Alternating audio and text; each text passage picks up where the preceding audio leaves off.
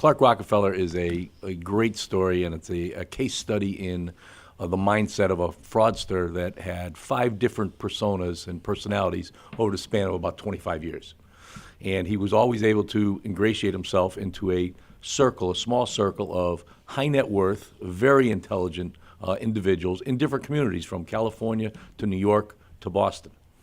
And he would prey on the social capital of those people, where there would be some suspicions of him, and he had different names all the way through.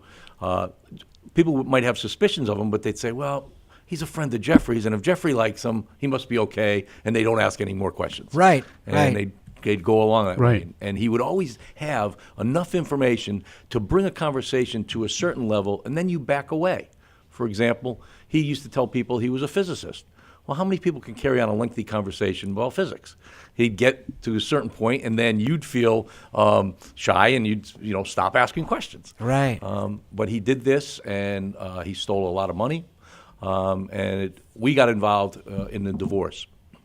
The wife hired us, where she was well-to-do, and before they put an offer on the table, she wanted to know if he had squirreled away some money during the marriage. As we started looking into the background as an asset trace, it quickly turned to a background investigation. Interesting. And my report that went to the court, because there was a child involved in child custody, basically said to the court, we don't know who this guy is, but he is not Clark Rockefeller. And what we found is that in 1993, this Clark Rockefeller individual just showed up in New York City as if he was born as a 34-year-old person, because there was nothing on him prior to. What about a Social Security card? What about license? Yeah, he claimed that he never had a license because he never drove.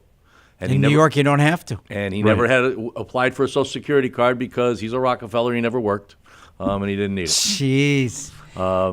This was a big-time national case. Yes. And so you were the bird dog who sort of pulled up the data that got this all going? We did on the background, and then once the divorce was finalized, we were now removed. And it's one of this, we're as a dog chasing a bone. Now we weren't allowed to chase it anymore. Right. So he stopped until he kidnapped the daughter.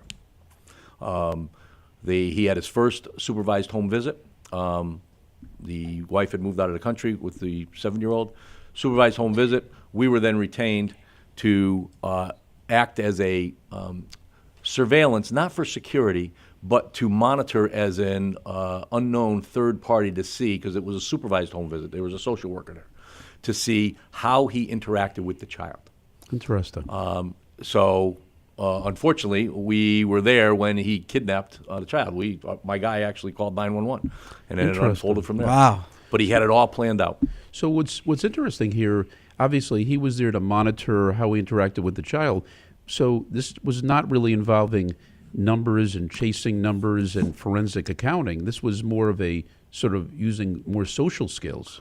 Correct. But in all fraud Interesting. cases, the forensic accounting and the calculating of the numbers is a piece of it, sometimes a large piece, because you want to know what the damage is. Right. But there's always other tasks, whether that's computer forensics, social media deep dive, we call it, traditional surveillance, interviews and finding other people that might have knowledge. That's the bigger pieces.